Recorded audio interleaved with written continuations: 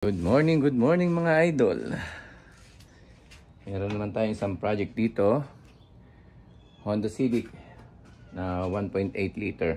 Feel mo sa steering sa body niya. Masyadong magalaw, nagbabibrate. Ngayon, chinek ko yung mga posibleng problema. Meron siyang tatlong engine mount.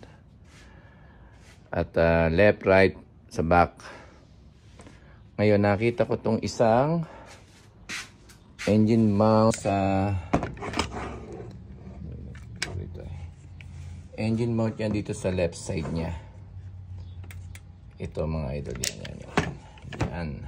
Itong left side na engine mount, pero ang tingin nila lagi dyan pag bibili ka ng pyesa, right side to sabi nila, pero left side yan.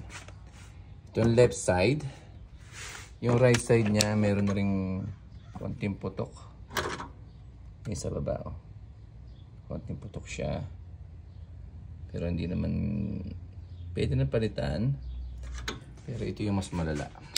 Okay, kapit natin mga head wala. Yan, ang bolt lang niya ay sa dalawa. Tinanggal ko na siya, nilos ko na siya. Tapos alisin nyo itong isa ibabaw na ito. Okay, yung engine mount yan. Tapos ngayon, itong brace niya, ground siya. Yan, makita nyo to. Itong rubber na to. Itong rubber na to, supposed to be ito nakadikit eh. Gumagalaw siya pero hindi natatanggal. Pero siya natanggal na siya. Ito yung butas niya loob. Malug na siya na talaga. Dapat hindi siya gumagalaw na sobra. Okay? Yan ang problema kung bakit nagsishake. Kailangan natin mabili na isang buo nito.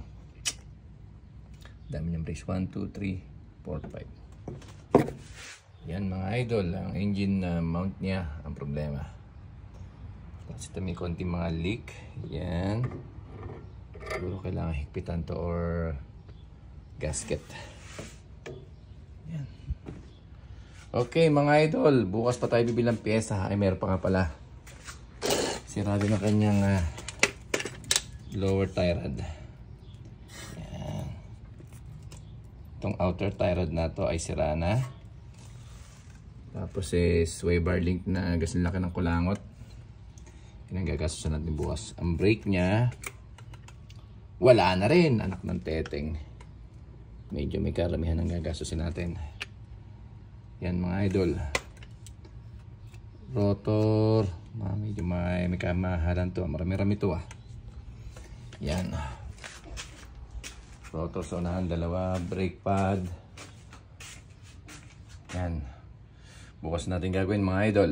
At order tayo ng pyesa. Bukas magawa. Part 2 tomorrow.